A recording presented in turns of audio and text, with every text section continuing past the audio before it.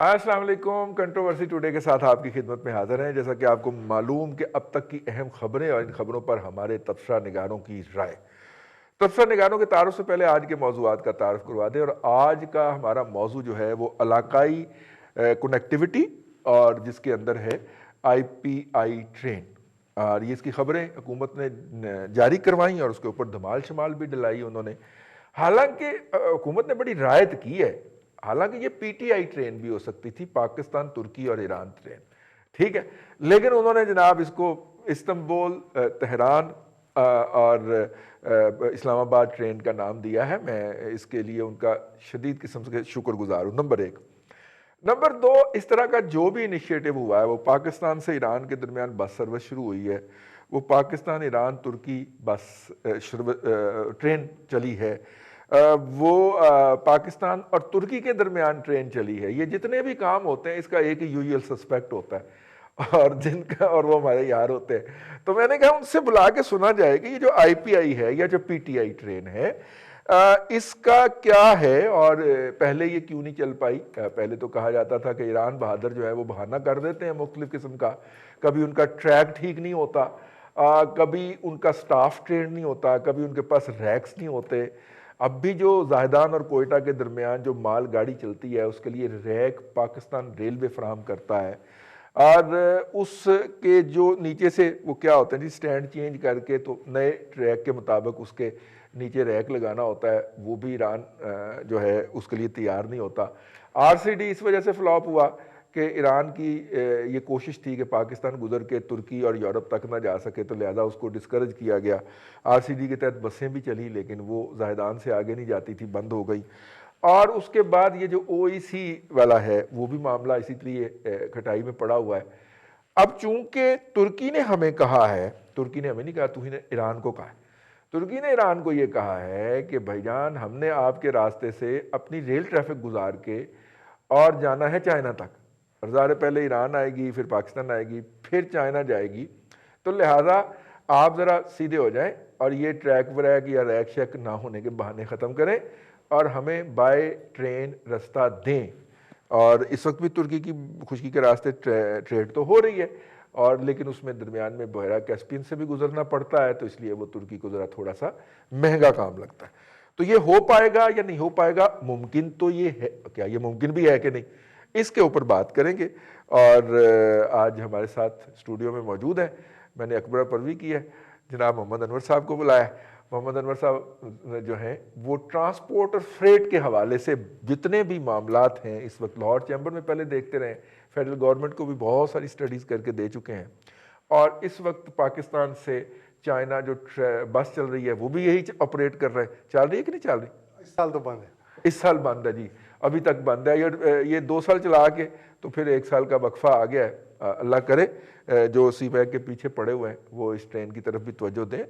पटी साहब, अभी आपने देखा हो जब थोड़ा सा अमन शमन हुआ था तो बहुत सारे हमारे स्कूल के जो लोग थे, वो जो स्कूलों के बच्चे जो थे वो इंडिया ने जी इंडिया जाना शुरू हो गए थे ना, टूर्स लेके हैं। तो दूसरी तरफ से भी इनकरेज किया जाता था, इधर से भी इनकरेज किया जाता था। तो अगर इंडिया की तरफ तल्लुकात जरा खराब है आजकल हमारे हमसायों से, तो चाइना की तरफ तो सदाबहार तल्लुकात रहते हैं ना, तो वहां पे भी जाया जा सकता है अनवर साहब की ट्रेन में बैठ के। तो इनके साथ तशरीफ रखते हैं मुमताज़ भट्टी साहब, हमारे ब्यूरो चीफ हैं लाहौर के, सॉरी अरसलान भट्टी साहब। और इस्लामाबाद से हमें ज्वाइन करेंगे जनाब मुमताज़ भट्टी साहब, हमारे इस्लामाबाद ब्यूरो चीफ हैं। और फ़ोन लाइन पे हमें ज्वाइन किया है मियाँ हबीबुर रहमान खान साहब ने। और हबीबुर रहमान खान साहब से पहले हम इनपुट ले लें क्योंकि वो फ़ोन पे हैं। खान साहब ये बताइएगा, ये जो इनिशिएटिव लिया है, और ज़ाहिर है कि ये RCD तो बहुत पहले से एग्जिस्ट करता है, लेकिन RCD के तहत हम कुछ नहीं कर पाए। वो उथल के मुकाम के ऊपर और एक दो टेक्सटाइल मिलें लगी थी, वो भी स्क्रैप के मोल बिक गई। और ना ईरान से तेल आया पाकिस्तान, और ना पाकिस्तान से मैं ऑफिशियल ट्रेड की बात कर रहा हूँ, ना कोई फ्रूट्स और वो वेजिटेबल्स जा पाए।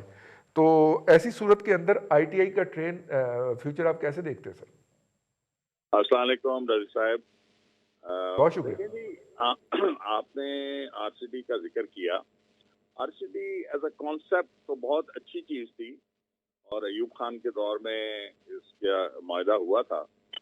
उसमें और इस प्रेजेंट इनिशिएटिव में एक बड़ा फर्क ये है कि आरसीडी सिर्फ 3 ममालिक के दरमियान था, और वो उसमें ये हुआ कि फिर बीच में ईरान में रेवोल्यूशन आ गई, गवर्नमेंट चेंज हो गई, तो वो तीनों ममालिक जो थे उनके ताल्लुकात वो उस तरह नहीं रहे जो उस दौर में थे।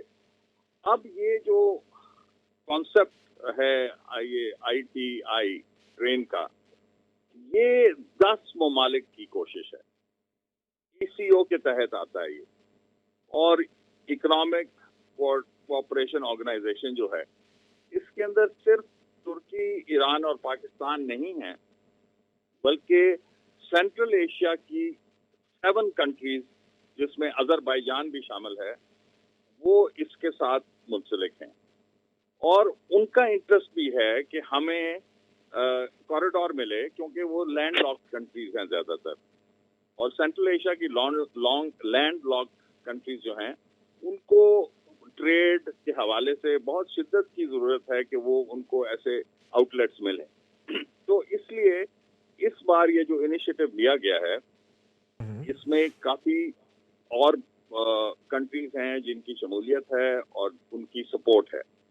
सेकेंडली, जो जियोपॉलिटिकल कंडीशंस इस वक्त डेवलप हो रही हैं दुनिया में, वो बहुत क्रिटिकल हैं कि चाइना का जो रोल है in present day global politics, वो उसलिए हर मुल्क ये चाह रहा है कि हमारा चाइना के साथ एक्सेस हो जाए, और पाकिस्तान की इसके अंदर सिग्निफिकेंस, जियोपॉलिटिकल और स्ट्रेटेजिक सिग्निफिकेंस बढ़ जाती है, बिकॉज ईरान के अंदर चाइना की बहुत ज्यादा इन्वेस्टमेंट आने लगी है, तो वो भी चाहेगा कि हमारा चाइना के साथ डायरेक्ट कनेक्शन हो जाए। टर्की, जैसे आपने जिक्र किया, टर्की ने इनिशिएटिव लिया ही है, तो उस लिहाज से मैं समझता हूँ कि ये जो इनिशिएटिव है, इसके अंदर बहुत ऐसे सपोर्टिंग फैक्टर्स हैं जो इन्वॉल्व हैं, जो इन चीजों को कामयाबी तक ले जाने के लिए बहुत अच्छा रोल प्ले कर सकते हैं।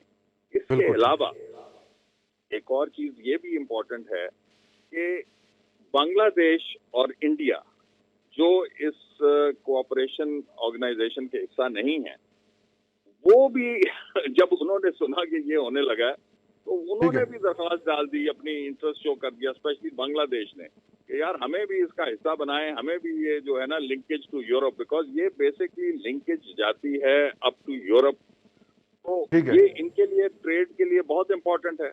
So from that point of view I think ये इस चीज को आरसीडी के मुकाबले में डिफरेंट सिनारियों में देखा जाना चाहिए, और इसकी कामयाबी बहुत जरूरी है, और मुझे लगता है मुमकिन है। बहुत शुक्रिया खान साहब, आपने मैं ज्वाइन किया। अनवर भाई, 2009 में आपने ये इनिशिएटिव शुरू किया था ना? बिल्कुल ठीक है। 2009 में क्यों नहीं ये चल पाई यूसुफ रज़ा गिलानी साहब के दौर में, और अब क्यों चलेगी? रिजवान अजीज साहब, 2009 की जो शुरुआत थी, जिस वक्त ये ट्रेन चली है, उस वक्त ये as a demonstration train initiate हुई थी, सिंबॉलिक ट्रेन। तो उसमें ये हुआ कि पाकिस्तान को ECO कंट्रीज़ की तरफ से या ECO ऑर्गेनाइजेशन की तरफ से ये रिक्वेस्ट आई कि पाकिस्तान ये ट्रेन इनिशिएट करे। उस वक्त पाकिस्तान रेलवे के जो हालात थे, अगर आपको याद हो, 2009 में ना तो लोकोमोटिव थे, ना उसके अंदर है ना रोलिंग स्टॉक था, और ना ही रेलवे के पास पैसे थे। इसी तरह ईरान में भी कुछ प्रॉब्लम्स थी। ईरान ने ट्रैक तो जाहिदान और किरमान के दरमियान बिछा दिया था, लेकिन उसके ऊपर अभी कुछ डेवलपमेंट, कंस्ट्रक्शन होनी बाकी थी। तीसरा ये था कि जो टर्की में रेलवे ट्रैक था वो चेंज हो रहा था। टर्की अपने नॉर्मल ट्रैक से अपने सारी रेलवे को हाई स्पीड ट्रैक के ऊपर ला रही थी, तो उनके यहाँ जो डेवलपमेंट हो रही थी उसकी वजह से भी ये ट्रेन चलना मुमकिन नहीं थी। ओके। 2011 में अनफॉर्चुनेटली या फॉर्चुनेटली, जैसे भी कहें, ये ट्रेनें चलनी शुरू हुई, और उस वक्त पाकिस्तान गवर्नमेंट की तरफ से भी 5-6 ट्रेनें गईं और टर्की की तरफ से भी 6 ट्रेनें आईं। लेकिन जो टर्की से कार्गो इसके ऊपर आ रहा था, अगर आपको याद हो कि 2010 में हमारा एक बदतरीन सैलाब आया था, और उसकी इमदाद जो है वो टर्की ने बहुत ज़्यादा हमें इमदाद दी थी। तो वो इमदादी सामान जो था वो इस ट्रेन के ऊपर कोयटा तक आया, क्योंकि कोयटा से आगे हमारा जो ट्रैक था वो सैलाब की वजह से ख़राब हो गया था बिटवीन सखर एंड कोयटा। कोयटा तो वो वहां पे तो वो भी ट्रैक आता है ना जिसमें 2 इंजन लगते हैं। जी वो बिल्कुल बोलान पास जो है हाँ। वो शायद दुनिया का एक सबसे हाई ग्रेडियंट रेलवे ट्रैक है, जिस पे आगे पीछे इंजन लगाकर तो फिर है ना डब्बे आगे ले जाने पड़ते हैं। हालांकि वो 100 किलोमीटर पहले अगर लूप डाल लें तो वो इस सारी हिमाकत की जरूरत ना पड़े। जी बिल्कुल। वो तो गोरेन ने इसलिए डाला था क्योंकि वो बलूचिस्तान को जरा पंजाब से और सिंध से अलग रखना चाह रहा था। ठीक है, बिल्कुल, ये कंट्रोवर्सी तो रही हमेशा। हाँ, हाँ। और इसमें यह है कि वो ट्रैक अगर बोलान पास से पहले बना के उसको आबे गुम तक कनेक्ट कर दिया जाए, जी जी जी जी तो जी, वो जी, एक 54 किलोमीटर का ट्रैक बिछाने के बाद में हम इस काबिल हो जाते हैं कि हमें जो ये डबल access इंजन है, से निजात मिल डबल इंजन से निजात मिल जाएगी, ट्रांजिट टाइम बच जाएगा, कॉस्ट जो है वो सबसे बड़ा फैक्टर बहुत है। ज्यादा टाइम भी जाया होता है, कॉस्ट भी जाया होता जी टाइम और कॉस्ट है। और लंबी ट्रेन नहीं आप भेज सकते मालगुट कोयटा इस रास्ते से। जी बिल्कुल ऐसे ही है। हमेशा ये 4 डब्बे या 6 डब्बे वो जोड़कर तो 2 मरतबा 3 मरतबा में वो लेकर जाते हैं, और ये काफ़ी बड़ी एक कॉस्ट है ना पाकिस्तान को बियर करनी पड़ती है। तो इसके बाद में जब ये 2013 तक ये ट्रेन चलती रही मुख्तलिफ औकात में, अच्छा, और ये रेगुलर थी या इरेगुलर थी? इरेगुलर, ये 27 ऑपरेशंस हुए इस ट्रेन के। इस 27 ऑपरेशंस में जो सबसे ज़्यादा हुए वो तो 2011 और 12 के दरमियान हुए। उसके बाद में ये ट्रेन बिल्कुल ही खामोश हो गई, ना पाकिस्तान गवर्नमेंट कोई इसके ऊपर इनिशिएटिव ले रही थी, ना ईरान था, ना टर्की था। ठीक है। लेकिन पिछले दिनों नवंबर में या अक्टूबर में एक है ना वर्चुअल मीटिंग हुई ईसी ऑर्गेनाइजेशन की, जिसके ऊपर इस रेल को दोबारा रिज्यूम करने की बात शुरू हुई। ठीक है। और टर्की ने फिर अपने यहाँ से उसके फ्रेट फॉरवर्डर ऑफिशियली अनाउंस किए, और उन फ्रेट फॉरवर्डर्स ने कार्गो बुक किया। अब टर्की जो है वो 15 जनवरी को ये ट्रेन इस्तांबुल से भेज रहा है। ठीक है। लेकिन जो मेरी रेलवे में बातें हुई हैं, पाकिस्तान रेलवे अभी भी इसके लिए तैयार नहीं है। ठीक है। अब ये इस तरह की बगैर तैयारी के अगर ये ट्रेन दोबारा से चली तो जो हशर 2009 में, 11 में और 12-13 में हुआ, यहाँ पे तो आपको वही वसूल करनी है। देखिए सिस्टम बड़ा इजी है, लेकिन रेलवे को या तो समझ नहीं आती या हमें रेलवे की बात समझ में नहीं आती। जी बिल्कुल ठीक है यार, रेलवे जो है प्राइवेट में दे दे यार, जिस तरह पहले प्राइवेट सेक्टर ने चलाई थी वैसे चलाए, सुकून करे, चिल करे। ठीक है, जहाँ पे इतने काम एनएलसी को दे दिए हैं वहाँ पे अनवर भाई को दे दें यार, पहले भी यही चलाते रहे। भट्टी साहब, मुमताज भट्टी साहब, देखिए इनिशिएटिव तो बहुत बड़ा, ठीक है। और शेख रशीद साहब ये भी आपके दोस्त जो हैं वो ये भी अनाउंस कर रहे थे कि चमन से स्पेन गोलदक तक का ट्रैक बिछा के हम वहाँ पे एक अड्डा बना देंगे और यूं सर वो मामला ठीक हो जाएंगे। मुमताज भट्टी साहब, लेकिन जाहिर है कि इस तरह की बातें ही रहती हैं, लेकिन जो ट्रैक एग्जिस्ट करता है हमारा कोयटा और जहदान के दरमियान, उस पर भी आप 15 दिन के अंदर एक ट्रेन चलाते हैं, ऑपरेट करते हैं। तो ऐसी सूरत में जो जनवरी में ट्रेन आ रही है, अनवर साहब तो परेशान है कि पता नहीं रेलवे, पाकिस्तान रेलवे को पता नहीं है, तुर्की वाले 15 की ट्रेन प्लान करके बैठे हुए, क्या होगा सर? देखिए होगा क्या रिजवान रईस साहब, आप बड़ा क्लियर है कि अगर रेलवे के अंदर से कुछ निकलना होता तो शेख रशीद अहमद इन कामयाबियों को छोड़ के दाखिला में क्यों जाते। ML1 अनाउंस हुई, सारा कुछ हुआ, उसके बाद आप देख लीजिएगा, आप भी यहीं पे हैं, मैं भी यहीं पे हूँ। जो नया मिनिस्टर है वो कह रहा है जी कि स्टील मिल की तरह रेल भी जो है वो चलानी बड़ी मुश्किल है। तो वो देखिए आपके पास पॉलिसी मेकिंग का नंबर 1 पॉलिसी का फुकदान है, नंबर 2 रेलवे के अंदर जो है वो बड़ी एक आप कह रहे हैं स्टेट विद इन स्टेट है। उसके अंदर मेरे ख्याल पूरे पाकिस्तान में इतनी सियासत नहीं होती जितनी इसमें रेलवे में होती है और वापडा में। तो देखिए आपके हिम्मत कोई नहीं है, आपने किस तरफ जाना है, आपने प्राइवेटाइजेशन की तरफ जाना है, नहीं जाना है, प्राइवेट सेक्टर के साथ जो है वो शेयरिंग करनी है, कार्गो का कैसे करना है, फिर आपके लॉज हैं कोई नहीं। देखें गंदम आपने बाहर भिजवा दी, आपके अपने लोग मैगी खरीद रहे हैं और फिर आप बाहर से मंगवा रहे हैं। इसी तरह जो है वो चीनी के ऊपर दिहाड़ियां लगी। तो देखें जब आप कनेक्टिविटी तो तब रिजवान रईस साहब करते हैं जब आपके पास कोई भेजने के लिए चीजें हों, और अगर आपके चीजें भेजते हैं तो वो आपके मुल्क के अंदर शार्टेज हो जाती है, आपकी प्लानिंग कोई नहीं है, फिर आप उसकी सप्लाई चेन जो है वो बरकरार नहीं रख सकते। अगर किसी एक्सपोर्ट का आपको मिल भी जाता है कोई एक बड़ा जंप मिल जाता है किसी भी चीज के अंदर, तो मतलब बड़ा एक इम्बैलेंस सी सिचुएशन है हमारे यहाँ।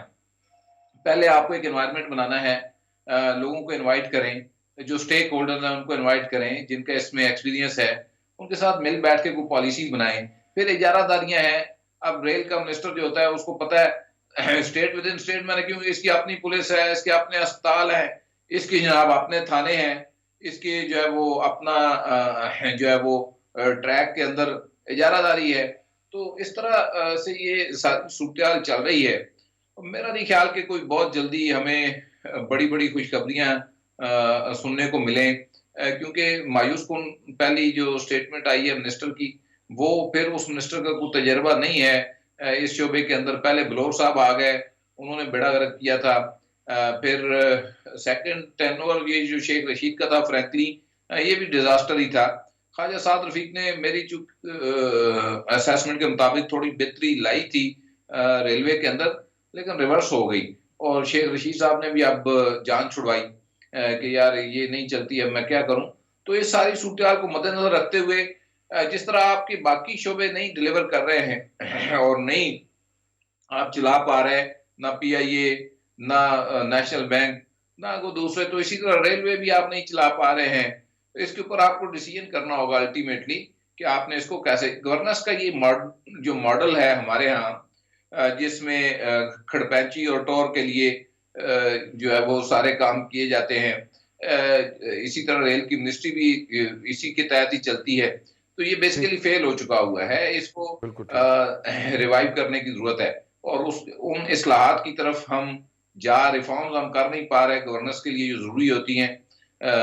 फिर आप इस सिचुएशन के अंदर तो जब तक चलती है चलाएं, जिस दिन खड़ी हो जाएगी फिर कोई और आगे चला लेगा। ठीक ठीक ठीक, चलिए बहुत शुक्रिया।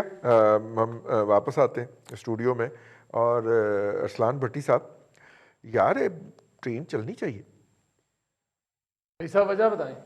हैं यार, हम लाहौर से टिकट लें और जाके सीधा पेरिस उतरे, भले हफ्ते में 2 हफ्ते में पहुंच जाएं। हम अगर आपको इतना सहूलत देंगे तो हम क्यों दें? आप तो हमें जूते मारेंगे, फिर मतलब औकातों बाहर हो जाएंगे, हम औकातों से बाहर हो जाएंगे। हम तो कहेंगे बाढ़ में जाइए, हम तो जा रहे हैं पेरिस। रही साहब, अंग्रेज़ जो है ना बहुत सियाना है। 1758 में उनकी लीड्स में पहली ट्रेन रेलवे की बुनियाद रखी गई थी। वो कहाँ की कहाँ वो चल रही है, आज तक वो चल रही है। इसी तरह अगर मैं आपको एक छोटी सी मिसाल देने लगूँ, आप तो इस इतनी बड़ी सारा ट्रैक की बात आपने कर दी, 2 इंजनों की बात भी कर दी। हमारे तो अपना जो इंजन है वही चलने को तैयार नहीं है, वो बैठे हुए हैं जी इंजनों के ऊपर। हम लड़ रहे हैं जी कि ये फलाने इंजन खरीदे थे, ये ठीक नहीं है, मैं जो खरीदूंगा वो ठीक होंगे, ये फलाने रैक्स बनवाए थे। रैक्स अगर आप, मैं एक्सप्लेन कर देता हूँ ज़रा फटाफट। रैक्स होते हैं जो डिब्बे होते हैं जी जी, जिसके ऊपर बार बर्दारी भी हो सकती है, उसमें आप तजारत भी कर सकते हैं। वो डिब्बों का सेट जो होता है, वो 10 भी हो सकते हैं, रैक्स कहते हैं। वो 2 भी हो सकते हैं, 10 भी हो सकते हैं, 20 भी हो सकते हैं, उनको रैक्स कहते हैं हम। अब उसमें ये होता है जी कि आपने वहाँ पे पेशावर, मुझे जाने का इत्तेफाक हुआ कुछ दिन पहले, पेशावर से तोरखम बॉर्डर तकरीबन 38-40 किलोमीटर है जी। उसमें अंग्रेज ने उस जमाने में पाकिस्तान बनने से पहले एक टूरिज्म ट्रेन वहां पे बनाई हुई थी जी। नहीं, वो बकायदा लंडी कोतल तक जाती थी जी, वो गुड्स भी लेके जाती थी। जी जी जी, वही मैं कह रहा हूँ। बेसिकली वो टूरिज्म, हमने टूरिज्म के तौर पे उसको महदूद कर दिया। उसके बाद उन्होंने वहां से मार्बल लेके गए। फिर उसके बाद उन्होंने कहा जी मार्बल नहीं है, लकड़ी बहुत अच्छी है यहाँ की। जो दियार थी ना वो लेके गया, वहां से उस ट्रेन के जरिए यहाँ से वो सारी गई, और वो किधर की किधर चलेगी। अभी आप अगर इंग्लैंड जाएं तो आपको वहाँ पे लकड़ी की बड़ी पुरानी पुरानी चीज़ें मिलती हैं, लकड़ी के घर मिलते हैं, घर के अंदर वो सारा कुछ आपको, वो उनके स्टेयर केसेस जो होते हैं जिनको आप जीने कहते हैं या हम सीढ़ियाँ कह देते हैं, उनके सारे वो लकड़ी दियार की मिलेगी आपको। और वो यहाँ की दियार है, वो यहाँ की लंडी कोतल तोरखम की दियार है सारी। पेशावर से ज़रा सा आगे चले जाएं 25 किलोमीटर के बाद बहुत दरख्त थे, इतने दरख्त थे वहाँ पे, बर्फबारी हुआ करती थी रही साहब। अब ये परसों जो है बर्फबारी हुई है वहाँ पे 12 साल के बाद। अब मामला ये है कि हम उस ट्रेन को तो दुरुस्त नहीं कर सके, ठीक है, और उसमें बड़ी छोटी छोटी चीजें हैं। वो लाइन मौजूद है, मैं खुद देख के आया अपनी नहीं आंखों से, सारा कुछ है। कई जगह से टूट गई हुई है, टूट गई है, लटक गई है। यहाँ वो कुछ लोग बेचारे गरीब लोग जो हैं वो ले लू गए हैं, उन्होंने 500,000 की बेच ली होगी, उसको आप दुरुस्त करें। आप पहले देखें आपने ट्रेन का मकसद है क्या पूरी दुनिया का, कि सबसे अच्छी, सेफ और सबसे टाइम बचत वाली जो थी ये ट्रेन होती है, जिससे आप सामान भी लेके जा सकते हैं, खुद भी जा सकते हैं। हमने इन तीनों के रिवर्स काम किया है। हमने उसका इतना बड़ा गर्क किया रही साहब तो अब आप कह रहे हैं जी ट्रेन चलानी है हमने, वहां से तुर्की से ट्रेन आनी है, हम क्यों लें? बिल्कुल ठीक। अगर हम ले लेंगे तो हम तो खुशहाल होना शुरू नहीं हो जाएंगे, ठीक, और हमें ये साबित हो जाएगा, ठप्पा लग जाएगा जी ये तो काम कर सकते हैं, ठीक। हम क्यों करें ये काम रईस साहब? बिल्कुल ठीक। ब्रेक पे जाना जी, ब्रेक से वापस आएंगे तो इस मौजू को जारी रखेंगे। अनवर भाई हमारे साथ हैं आज के प्रोग्राम में फिलहाल वक्फा।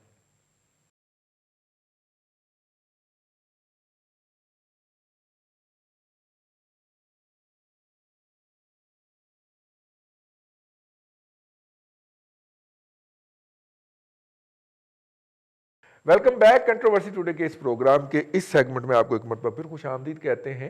आगे हम बात कर रहे हैं जो ITI इस्तांबुल या इस्लामाबाद तेहरान इस्तांबुल, या आप उसे PTI ट्रेन भी कह सकते हैं, पाकिस्तान तुर्की ईरान ट्रेन, और ये जो शुरू करने का ऐलान हुआ है जी, और उसके हवाले से रेलवे, पाकिस्तान रेलवे आगाह नहीं है, लेकिन तुर्की ने जो है 15 जनवरी को ट्रेन भेजने की जो है वो ऐलान कर दिया है। रैक्स भी मौजूद हैं। मैं पिछले दिनों देख रहा था, मुमताज़ भट्टी साहब, जब रेलवे का बेड़ा गर्क हुआ था बिलौर साहब के दौर के अंदर, मैं रेलवे फैनिंग भी करता हूँ जी, छोटा सा रेलवे का फ़ैन भी हूँ, तो उस वक्त एवरेज ट्रेनों का जो साइज़ था वो 12 डिब्बों तक आ गया था। तो कुछ बेहतरी आई होगी यकीनन जब ये जो थे ख्वाजा साद रफ़ीक साहब, तो वो 12 डिब्बों से उठ के ट्रेन का साइज़ जो नॉर्मल, जो आपकी शालीमार एक्सप्रेस है, जो कराची एक्सप्रेस है, ये जो ट्रेनें हैं, उसका साइज़ दोबारा सर लाहौर से कराची तक 22 डिब्बों तक चला गया था। अब मैंने परसों कल जब तय हुआ कि ये प्रोग्राम करना है, तो मैंने फिर जाके रेल फैनिंग की, तो पता चला कि अब एवरेज साइज़ दोबारा 17 पे आ चुका हुआ है। तो इससे आप अंदाज़ा कर लें कि वो जो बेहतरी का सफ़र है वो रिवर्स होना शुरू हो गया है।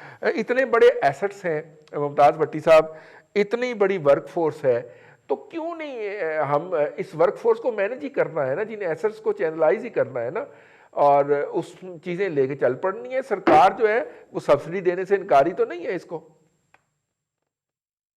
देखिए रिजवान साहब, सबसे अहम बात यह है कि आपने इसको मॉडर्नाइज करना है, इसमें जदीद कॉन्सेप्ट लेके आने। आपके पास जगह है, आपके पास एडवर्टीजमेंट के बहुत ज्यादा मौके हैं, वहां पे प्रोडक्ट्स के आप आउटलेट्स कंपनीज को दे सकते हैं। फिर आप ट्रेन को बताते खुद जो है वो पब्लिसिटी पर्पस के लिए उसकी आमदन का जरिया बन सकता है। फ्रेट का बहुत बड़ा काम है आपके पास, कार्गो जो सबसे ज्यादा नुकसान बशीर बलोर के दौर में हुआ वो कार्गो को हुआ। तो कार्गो का बहुत बड़ा पाकिस्तान के अंदर जो है वो काम है, और कंपनी जिसमें अरबों रुपए कमा रही हैं। आप खाली एक प्राइवेट कंपनी है डेवो, इसका आप जरा अंदाजा कर ले, इसका जो रेवेन्यू खाली कार्गो से जनरेट होता है उसका। तो देखिए, करना चाहे तो बहुत काम है, और ना करना चाहो तो कोई। अच्छा, इसमें अब ये भी है कि जो रेलवे के वर्कर्स हैं उनका भी एक अजीब वतीरा है कि सरकार के मुलाजम है जी, ये काम हमने करना है, इतने घंटे ड्यूटी करनी है, इसके अलावा कोई काम नहीं करना। तो ये सारा एक आप कह लें एक विशेष सर्कल बना हुआ है, इसको तोड़ने की जरूरत है। कि देखिए PTCL हमारे पास था, हमने बेड़ा गर्क किया हुआ था, महीनों तक जो है वो नहीं लगता था अगर आप नंबर लगवाना चाहते थे। फिर सालों तक प्राइवेटाइज हुआ, फिर उनका अमल दखल कम हुआ, हमारे लोगों का ज्यादा हो गया जरा ताल्लुकात की खराबी की वजह से। अब फिर वही हाल होना शुरू हो गया जो पहले जो है वो था, मुंह जोर हो गया वर्कर। तो ये सिचुएशन है, रेलवे के अंदर बहुत ज्यादा स्कोप है, आमदन जो है वो जनरेट की जा सकती है, रेलवे को प्रॉफिट में ले जाया जा सकता है। कारपोरेट सेक्टर का माइंडसेट चाहिए जो उसको उठा ले। ये जो सरकारी माइंडसेट है मुंशी गिरी वाला, ये शायद उसको उठाने में नाकाम है, और आने वाले दिनों में भी इससे कोई बेहतरी की तवक्को नहीं रखी जा सकती। चलिए, बहुत शुक्रिया भट्टी साहब, आपको कहीं जाना है इसलिए बहुत शुक्रिया आज के प्रोग्राम में रहने का। मियाँ हबीबुर रहमान खान साहब जो हैं वो हमारे साथ हैं, तो मैंने कहा उनका भी इनपुट ले ही लिया जाए। खान साहब, आपने कहा कि इस दफ़ा चूँकि हालात मुख्तलिफ हैं तो हो सकता है कि ये इनिशिएटिव चल जाए, और चूँकि पुश जो है वो तुर्की की तरफ से और ECO के जो बाकी 9 ममालिक हैं, 8 ममालिक हैं, उनकी तरफ से आ रही है, तो इसलिए ये पास थ्रू हो जाए। सर, तारीख यही बताती है कि ज़माना बड़े शौक़ से सुन रहा था, हम ही सो गए दास्तां कहते कहते। दुनिया तो प्रॉन होती है जी हमें अपॉर्चुनिटी देने के लिए, हम ही जी उसमें सो जाते हैं जी उस वक्त। क्या ख्याल है आपका? नहीं, आप बिल्कुल, आपका ख्याल जो है एक लिहाज से तो सही है। अब देखें, लाहौर के अंदर अगर अब कूड़ा नहीं आप कंट्रोल कर सकते, कूड़ा नहीं उठा सकते, तो कहाँ आप बात करेंगे इस्तांबुल की और यूरोप की, है जी। उस लिहाज से तो आप ठीक कह रहे हैं कि अगर हमारे पे छोड़ दी जाए ये बात, और जिस तरह हमारे दोस्तों ने पहले जिक्र किया है कि जी अगर हमारा माइंडसेट जो है ब्यूरोक्रेटिक, उस पर छोड़ दिया जाए तो ये तो फिर नामुमकिन नजर आता है। लेकिन मैं इतना नाउम्मीद नहीं हूँ इस इनिशिएटिव के बारे में। वो इसलिए कि अभी जो इंटरनेशनल सिचुएशन है, चाइना का अपना इंटरेस्ट भी है इसके अंदर। ये ऐन मुमकिन है कि पाकिस्तान के जो एफर्ट्स जो है नाकाम हो तो चाइना स्टेप इन कर जाए। वो खुद कह सकते हैं कि अच्छा जी हमें दें, हम इसको चलाते हैं, हम इसको करते हैं। तो वो इसके अंदर जिस तरह हमारे दोस्त कह रहे थे कि ठेके पे दे दें या प्राइवेट सेक्टर को ले आए, तो चले प्राइवेट सेक्टर को ना लाए, किसी गवर्नमेंट को ले आए बीच में on a government to government basis. तो उसके अंदर ये हो सकता है कि यू विल हैव सपोर्ट आ जाएगी चाइना से, आपको टर्की से आ जाएगी। तो आई थिंक इसके अंदर इनिशिएटिव जो है ना वो बड़ा वाइटल है, स्ट्रेटेजिक इंपॉर्टेंस है इसके अंदर। और इसके अंदर लाइक आई सेड इंडिया और बांग्लादेश भी इंटरेस्ट शो कर रहा है, तो उस तरफ से भी पुश आएगी। और यूएनओ ने ऑलरेडी इसकी इजाजत दे दी। ये बहुत बड़ा एक ऑब्जेक्टिव था कि ईरान से जो सैंक्शंस लगे हुए हैं, जो ट्रंप ने लगाए और जो वैसे अमेरिका ने लगाए हुए हैं, उनके in spite of them those sanctions, UNO ने कहा जी ये तो एक वाइटल ट्रेड ये कब ये हुआ? ये खबर मेरी नजर से नहीं गुजर पाई सर खान साहब। हाँ जी, ये यूनाइटेड नेशंस ने इसको, ये जब 2009 में या जब भी ये इनिशिएटिव हुआ था तो यूनाइटेड नेशंस ने इसको एक्सेप्ट कर लिया था कि ये एक इंटरनेशनल रूट है। तो इसके अंदर वो सैंक्शंस वाला मामला जो है ना वो उससे वो इंटरफेयर नहीं करेगा। तो इसलिए कंपनीज आके इस पे काम कर सकेंगी, डेवलपमेंट हो सकेगी। ठीक है ना जी। तो ये बहुत बड़ी एक इसमें इंकरेजिंग चीज है। और दूसरी चीज ये है कि इसके अंदर चाइना का जो इंटरेस्ट है वो बड़ा वाइटल है। तो आई थिंक किसी ना किसी मौके पे जब चीजें फंस जाती हैं या नाकाम हो जाती है तो फिर we look towards the east, हम चाइना की तरफ रुख करते हैं, क्या हो जी साडी जान बचाओ इसको। तो आई थिंक इसके अंदर इस वक्त चाइना का इंटरेस्ट आया हुआ है, दूसरे ममालिक का इंटरेस्ट है, ECO जो कंट्रीज हैं सेंट्रल एशिया की उनका इंटरेस्ट है। तो मैं इतना नाउम्मीद नहीं हूँ। हाँ, कल आप मुझे कहें जी लाहौर का कूड़ा जो है लाहौर साफ हो जाएगा, कूड़ा उठा लेंगे, हाँ उसके बारे में मेरी डाउट्स हैं। लेकिन ये चीज जो है ये कोई इंटरनेशनल स्केल की चीज है, इसलिए I am optimistic on this sir. तो अब शायद लोड खड़ाएं, शायद 15 तारीख को चल रही है वो उधर से वापस चली जाए, यहाँ ना पहुंचे, ऐसी चीजें हो सकती हैं, लुढ़खड़ा सकते हैं, गिर सकते हैं। लेकिन ये बहुत जबरदस्त इनिशिएटिव है, इसके अंदर कनेक्टिविटी है और ये पॉलिटिकली और स्ट्रेटेजिकली बहुत इंपॉर्टेंट चीज है। तो इसको आई थिंक पाए तकमील तक पहुंच ही जाएगी किसी न किसी तरह। बिल्कुल ठीक है। वैसे भी खान साहब आजकल बड़े माड़े हालात चल रहे हैं, तो कुछ आ ही रहा है ना, ट्रेन आ ही रही है ना जी, कुछ जा तो नहीं रहा सर। मैं इसमें थोड़ा सा ऐड कर, बहुत शुक्रिया। मैं जी बहुत शुक्रिया हबीब रहमान खान साहब, हमसे प्रोग्राम में रहने का बहुत शुक्रिया आपका। अब अनवर भाई, प्रोग्राम जो है वो आपके और मेरे वाले हो गया, क्योंकि वो दोनों मेहमानों ने जाना था वो चले गए, बल्कि खान साहब हमारे साथ ही हैं जी। तो खैर मैं उसके ऊपर कर रहा था, आप कुछ चीज़ ऐड करना चाह रहे थे जी। असल में जो कैपेसिटी है पाकिस्तान रेलवे की करंटली अगर आप देखें तो पाकिस्तान रेलवे के पास लोकोमोटिव्स भी हैं, रोलिंग स्टॉक भी अवेलेबल है। 4500 हार्स पावर वाले वो अमेरिका के GE के स्टेशन, वो इंजन जो हैं वो अवेलेबल हैं बिल्कुल। इसके अलावा ये है कि जो कोयटा में लोकोमोटिव की अवेलेबिलिटी होती थी वो कंफर्म है, और जो एक ट्रेन हमारी कोयटा से जायदान तक चलती है वो भी ऑलरेडी ऑपरेशनल है। कितने देर चलती है वो कितनी देर में चलती है एक ट्रेन? वो 15 दिन में एक ट्रेन चलती है, लेकिन कोयटा में। और ये सामान और पैसेंजर दोनों ले जाती है? नहीं, ये सिर्फ है ना गुड्स ट्रेन है, सामान ही लेकर जाती है, सिर्फ सामान लेकर जाती है। मेरी कोयटा के मुख्तलिफ जो रेलवे के अहदेदारान हैं उनसे मेरी बात हुई तो वो कहते हैं कि जी अगर हमें थोड़ी सी भी सपोर्ट कर दें तो ये ट्रैक जो है हमेशा और हर किस्म की ट्रेन के लिए ऑपरेशनल हो सकता है। अच्छा, अभी मतलब कि वो उसमें क्या है, को पुल वुल का मसला है, क्या मसला क्या है उस ट्रैक को इस वक्त? ट्रैक एक्चुअली एक तो ये बहुत पुराना ट्रैक है, नंबर वन। फिर जब ये ट्रैक बिछाया गया था तो वहाँ पे पुल बहुत कम थे और अभी भी वो उसके ऊपर कोई डेवलपमेंट नहीं हो सकी। तो ये डिप्स आते हैं और ये कहते हैं कि वो जो नहरें वगैरह हैं जी जी उनके अंदर से बस उसके अंदर से ही है ना नालों के ट्रैक अंदर बिछा से हुआ हो है जाती है। और वो ट्रेन, वो कहते हैं कि 123 डिप्स हैं इसके अंदर खासा जायदान मकसद तक। है जी। तो ये जो 123 डिप्स आते हैं उसकी वजह से वहाँ पर रेल की जो रफ्तार है वो बहुत कम है। बहुत कम है, ठीक है। लेकिन वो रेल चल ऐसे करती जी मजे जी लेती हुई जाती है, मजे लेती हुई जाती है, लेकिन बिल्कुल चल सकती है और चल रही है। ओके।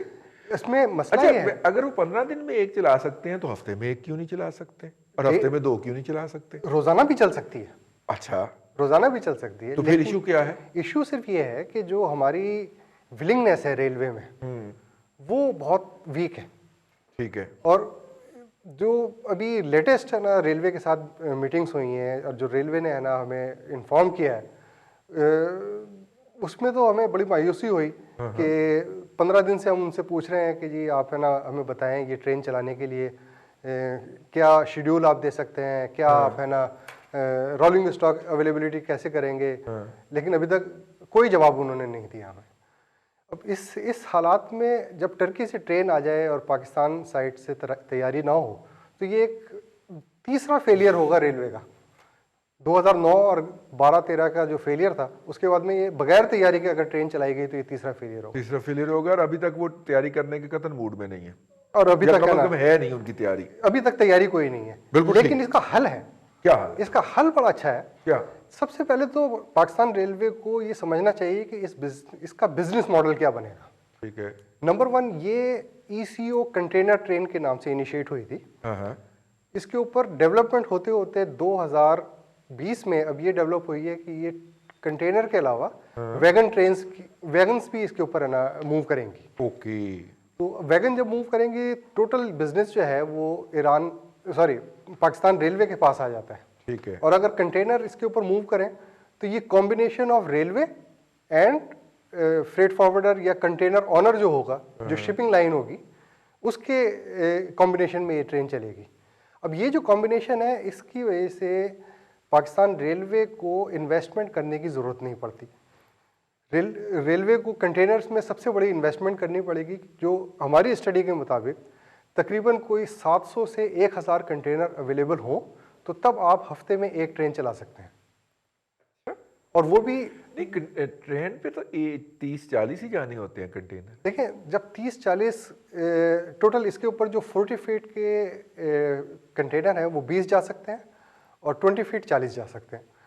तो 40 कंटेनर अगर हम कैलकुलेट करें और 20 और 40 का कॉम्बिनेशन अगर हम करें तो 30 कंटेनर एवरेज अगर हम रखते हैं और हफ्ते में एक ट्रेन चलाएं, तो अगर ये ट्रेन लाहौर या इस्लामाबाद से इनिशिएट होने के बाद में इस्तांबुल 13 दिन में या 14 दिन में पहुंचती है तो हर वक्त ट्रेन के ऊपर 60 कंटेनर्स रहेंगे।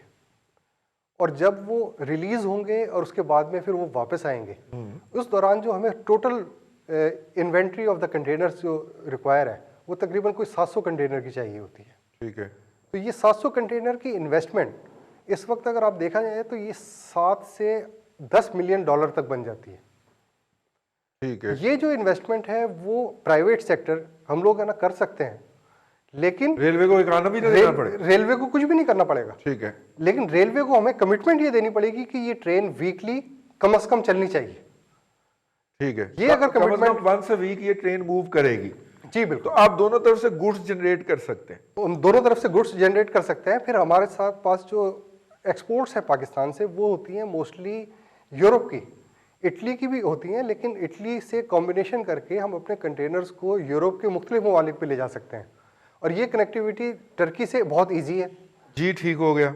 और सस्ती। अच्छा, आप मुझे कॉस्ट का बता रहे थे प्रोग्राम से पहले कि लाहौर से अगर एक कंटेनर चलता है तो उसे इस्तांबुल पहुंचने में कितने डॉलर लगते हैं, और अगर वो मतलब बाय सी जाए, बाय रोड जाए या बाय ट्रेन जाए, वो ज़रा हमारे नाज़रीन के लिए दोबारा दोहरा दीजिए। ये जो कॉस्ट ऑफ ट्रांसपोर्टेशन है, हाँ। ये हर मोड ऑफ ट्रांसपोर्ट की डिफरेंट होती है। जी बिल्कुल ठीक है। हमारे यहाँ सबसे ज़्यादा कंपैरिजन जो है वो किया जाता है सी फ्रेट के साथ। ठीक है। अब सी फ्रेट से सस्ती ट्रांसपोर्ट दुनिया में कहीं नहीं होती, कहीं पे भी नहीं है। लेकिन आजकल के हालात में जब कंटेनर्स की अवेलेबिलिटी पाकिस्तान में क्या पूरी दुनिया में नहीं है, और दुनिया की जो एक्सपोर्ट्स हैं वो मुतासिर हुई हुई हैं इंटरनेशनल सी रूट्स के ऊपर, जो फ्रेट रेट्स हैं वो 4 to 5 टाइम बढ़ चुके हैं। इस वक्त जो करंट सी फ्रेट है कराची टू इस्तांबुल, वो तकरीबन कोई $1600 है पोर्ट टू पोर्ट। ठीक है। और इस ट्रेन के ऊपर अगर आप टोटल कंपैरिजन करें तो ये बनता है तकरीबन कोई 2100 यूरो ठीक है। From Islamabad to Istanbul. Istanbul. तो इस्लामाबाद टू इस्तांबुल अगर आपने करना है तो उस 1600 के अंदर को $500-600 और डालिए। उसके अंदर तकरीबन कोई $700 आपको डालने पड़ते हैं कि कराची ठीक है। पोर्ट की हैंडलिंग है वहाँ की, इसके अलावा वहाँ तक जो ट्रांसपोर्टेशन होगी लाहौर या इस्लामाबाद से लेके कराची तक, वो भी है ना डालनी होती है। फिर कराची इस्तांबुल पोर्ट पहुँचने के बाद में जो उसके पोर्ट चार्जेस होते हैं वो भी $600 के करीब वो भी ऐड करने होते हैं। ठीक है। ये सारी cost to cost, door to door जब कॉस्ट कैलकुलेट करते हैं तो it is equal to the railway cost. Okay. और रेलवे की कॉस्ट जो है वो इससे ज्यादा है। तो अगर हम ट्रक पे लेके जाएं तो बड़े सारे कंटेनर पे, वो जिसका इतना बड़ा भोंपू होता है, भोंप है, उस पे लेके जाएं तो वो कितना कॉस्ट करता है? हमारी कंपनी जो ये इंटरनेशनल मेयार के ट्रक्स जो पाकिस्तान से तुर्की, CIS कंट्रीज, अफगानिस्तान, चाइना और यूरोप के लिए ऑपरेट करती है। अच्छा, ये हरकत भी आप ही करते हैं? जी, ये जो हमारे ट्रक होते हैं वो इसी तरह है ना, अच्छा। पूरी दुनिया में मूव कर रहे होते हैं। हम लोग as a partner of Iranian companies and Turkish companies and European companies, उन सब के ट्रक पाकिस्तान भी बुला रहे होते हैं और उनको अपने ट्रक भी भेज रहे होते हैं। ठीक। तो वहाँ पर जो ये कॉम्बिनेशन है उसके मुकाबले पे अगर देखा जाए, ट्रक ऑफ कोर्स इससे 3 गुना ज़्यादा महंगा है। अच्छा, लेकिन मतलब अगर ये $2000 में वहां पे पहुंचा है तो वो $6000 में पहुंच, वो कम से कम $6000 में, लेकिन उसकी एफिशिएंसी जो है, ठीक है, वो बहुत ज़्यादा है कि आप अपने वेयर हाउस से या अपनी फैक्ट्री से माल लोड करते हैं और कंसाइनी के वेयर हाउस में जाके वो वेयर हाउस में जाके ऑफलोड करते हैं, और ट्रेन में भी ज़ाहिर है आपको रेलवे स्टेशन तक ही या वो जो ड्राई पोर्ट है वहां तक ही डिलीवर होगा। हमने थोड़ा सा कहा कि इसको एक अवेयरनेस का भी जरिया रखें। पटी साहब यार फिर चलिए यार यूरोप ट्रेन पे टिकट कटाएं और जनाब जाके पहले ये बताएं रेलवे का वजीर कौन है? रेलवे का वजीर कौन है? वो एक साहब हैं जिनके खिलाफ वो ऐसे ही मतलब मुख्तलिफ किस्म के इल्जामात हैं अमरीकी अदालतों के अंदर, आजम स्वाति साहब। तो रईस साहब मुझे ये बताएं कि वो उन्होंने कभी ट्रेन का पता है उन्हें? नहीं, वो कहते हैं अभी वो बैठे हैं रेलवे के अंदर, जब वो वजीर बनने के बाद वो बैठे हैं। रईस साहब 2.5 साल हुकूमत ने कहा दिया उसके बाद कि जी मुझे तो पता ही नहीं था, पता ही नहीं था, उन्हें अब पता लगना शुरू हो गया। अब मामला ये है रईस साहब के माजी में ईरान से हमें बसें आई थी, आपको याद होगा, हम बहुत छोटे होंगे, वॉल्वो बसें आई थी ईरान से, हमें तोहफा मिला था, तो हमने उनका क्या हाल किया था। तो अभी भी मुझे सिर्फ ये, मैं इसलिए ये बात बीच में जिक्र किया है कि अब वो जिस तरह फरमा रहे हैं जी कि ये वहाँ से ट्रेन हमें आनी है, और रेलवे वाले, रईस साहब देखें रेलवे वाले जो रेलवे है ना वो रियासत के अंदर रियासत है, वो क्यों काम करेंगे हमारे लिए? उनको पता है जी कि सुबह 8 बजे आना है, उनका एक नंबर लग जाता है वहाँ पे, हाजिरी लगी, नंबर टांगना, नंबर टांगते हैं जिसको कहते हैं, और शाम को 4 बजे वो नंबर उतार देते हैं कि जी 12-8 घंटे पूरे हो गए, हम वो गए। वो क्यों करेंगे काम रईस साहब? उनको तो काम करना पड़ेगा। अगर ये ट्रेन आ जाएगी, ये जैसे फरमा रहे हैं कि जी हफ्ते में एक ट्रेन कम से कम चलनी चाहिए, वैसे तो रोज चलनी चाहिए। पूरी दुनिया में टर्की जो है वो वाहिद एंट्रेंस है यूरोप की। आप टर्की तक अपना सामान किस तरह पहुंचा दें तो इसका मतलब आपने यूरोप पहुंचा दिया है। अगले 48 घंटे में यूरोप के किसी मुल्क में आप चाहें 24 घंटे में पहुंचा सकते हैं रईस साहब। वो तो आप बॉर्डर पार करें, उसके बाद आप जिधर मर्जी चले जाएं। आपने फ्रांस जाना है, आपने वहां पे रोमानिया एंटर हो, रोमानिया से परे हंगरी है, हंगरी से परे वियना है, और सीधा पेरिस। आप जहां जाना चाहें फ्रांस तक आप बिल्कुल इजी एक्सेस है। लेकिन मसला ये रईस साहब, उसके लिए नीयत चाहिए, तो नीयत हमारी है नहीं है। नहीं, उनके चेहरे से कभी दिखाई नहीं देता नीयत खराब है कि तबीयत खराब है। रईस साहब अब आप बात ये है कि हम क्यों ये काम करेंगे। मामला ये है रईस साहब कि पूरी दुनिया में जो अमीर तरीन मुल्क हैं वो सारी अपनी जो बारबरदारी है, माल बरदारी है और जो तजारत है वो ट्रेन के जरिए करते हैं। सही। अगर वो सी रूट नहीं होता, अब अमेरिका बहुत बड़ा मुल्क है, मसलन एक ही टाइम के अंदर आप एक कोने से चलें दूसरे कोने तक जाते जाते आपको 12 घंटे की फ्लाइट्स भी गई हैं। सही। लेकिन वो भी ट्रेन का सहारा लेते हैं। टर्की के अंदर देख लें, अब अपने हमसाया मुल्क चले जाएं चाइना, हमसाया मुल्क चले जाएं चाइना, उसके बाद भारत आ जाएं, सही, उनका इतना अच्छा नेटवर्क है और उन्होंने ही बना के, हमें अंग्रेजों ने ही दिया था ये नेटवर्क। हम उसी लाइंस पे जो ट्रैक्स हैं, उसी लाइंस पे जो है हम धड़ाधड़ ट्रेनें चलाते हैं, लेकिन हमारे से चलती ही नहीं सही, है। चलती और नहीं। वही ट्रैक जो है इंडिया में उन्होंने अपग्रेड, देखें मॉडर्नाइजेशन होनी वैसे चाहिए। आपस की बात है, जब पाकिस्तान तकसीम हुआ है तो मशरकी पाकिस्तान और मगरबी पाकिस्तान में 95% ट्रैक था और मौजूदा इंडिया के पास सिर्फ 5% था जी। और उन्होंने उसको इलाज करके कहाँ पे पहुंचा दिया है। और हमारे यहाँ ट्रैक सुकड़ा है, कुछ बड़ा नहीं है। साहब हमारे असल में ना जी वो चोरी बहुत हो गई। वो असल में लोहा था, उसमें यह था जी कि हमारे कुछ ऐसे दोस्त हैं, दोस्त क्या कहें उनको, वो बेचारे, उनको मसला था जी कि उनको नौकरी नहीं मिली, तो उन्होंने कहा जी ये रेलवे लाइन ही ट्रैक चोरी करें और ये बिक जाएगा, वो बेच देते थे। सिर्फ इतना मसला रही साहब कि हम अगर चाहते हैं पाकिस्तान को वाकई नीयत से, दिल से चाहते हैं, दिमाग से भी चाहते हैं कि हमने इसको बेहतर करना है, तो एक ट्रेन रही साहब, ये सिर्फ हम क्यों जोर देते हैं, हमें क्या हम चाइना तक ट्रेन नहीं चला सकते?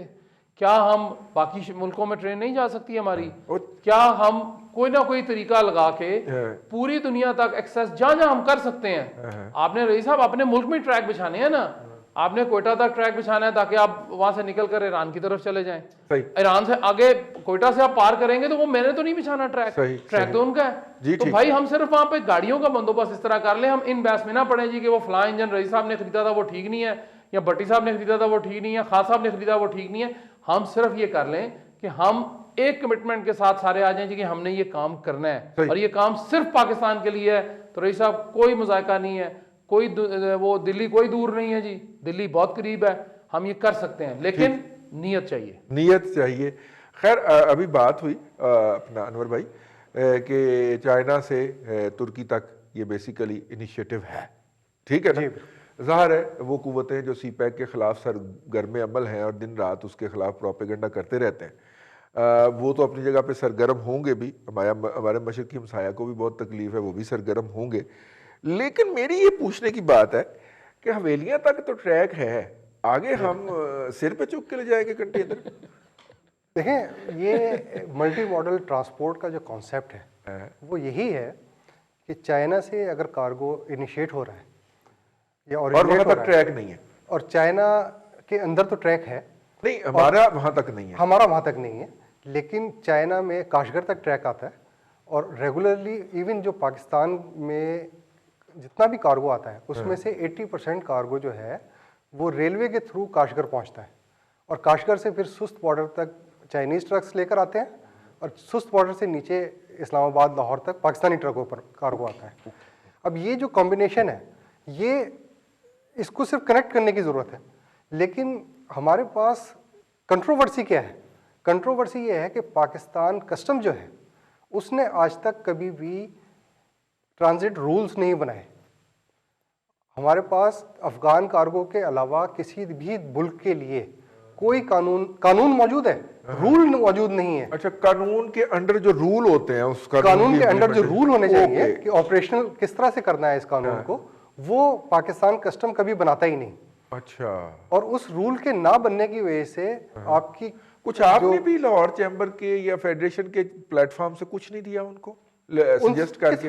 बहुत मरतबा मीटिंगें हुई। लास्ट ईयर हमने डीजी ट्रांजिट पाकिस्तान कस्टम जो है, सुहेल वड़ाइश साहब उस वक्त है ना वहाँ पर डीजी ट्रांजिट होते थे, उनको हमने इनवाइट किया, उनके साथ बात हुई।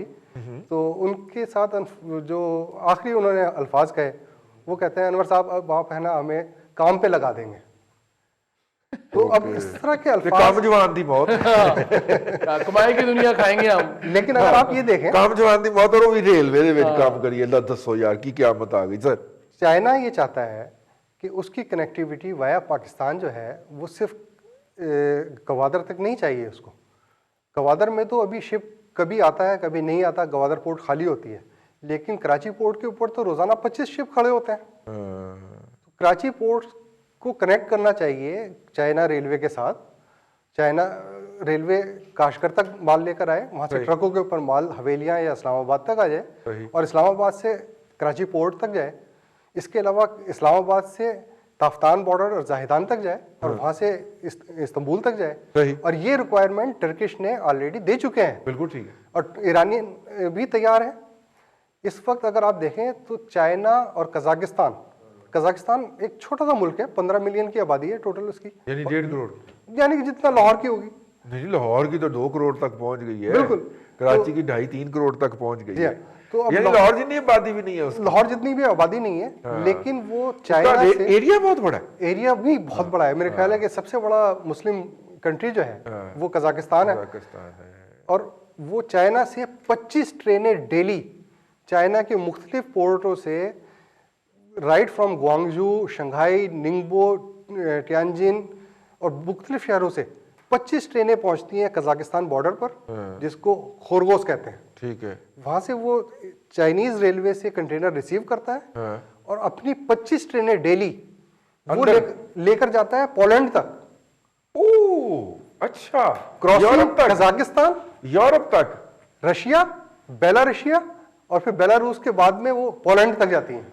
लो अब 25 ट्रेनें रोजाना जाने का मतलब ये हो गया कि उसके ऊपर अगर 30 कंटेनर है तो 700-750 कंटेनर डेली वो रोजाना मूव करता है। वो मूव करता है कजाकिस्तान। कजाकिस्तान हमारे पास छोटा सा मुल्क है जी। 200 साल पुराना शायद हमारा ट्रैक हो चुका है। हमने उसके ऊपर डेवलपमेंट नहीं की। हमारे पास बिजनेस अवेलेबल है, लेकिन हम उसको टैप नहीं कर सकते। प्राइवेट सेक्टर इन्वेस्टमेंट लेके बैठा हुआ है कि भाईजान आपसे इजाजत दे दीजिए, काम हम खुद कर लेंगे, काम हम खुद कर लें। ना ਅਸੀਂ आप करना है ना किसी को करन देना है। ठीक है, आज के लिए इतना ही। कल फिर आपसे हाजिरी होगी। ये एक हमने एजुकेशन सा प्रोग्राम रखा ताकि पता चले असल में हो क्या रहा है और करना किसने है और क्यों नहीं करना।